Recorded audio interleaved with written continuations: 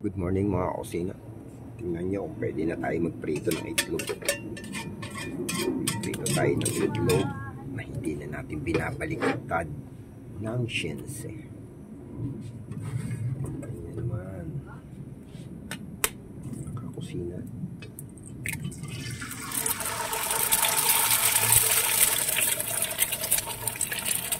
Pagsasanitize tayo na hinahagis ang itlog. Siyempre, lagyan natin ng iodizer yan.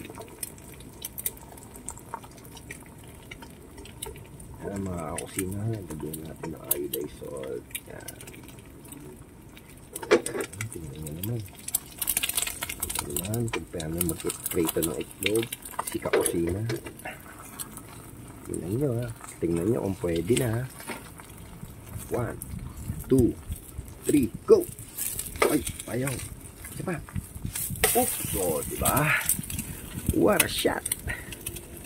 Oh, diba? Pwede na ba mga kusina? Ganyan lang magsasunny side up ng itlog. Hindi na natin kailangan ng shinse. Oh, luto na.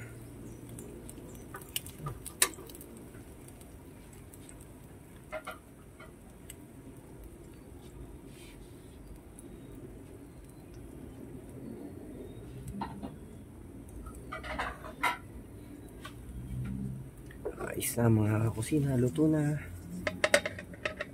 Ayos ano? Ha? Ganun lang magluto ng itlog.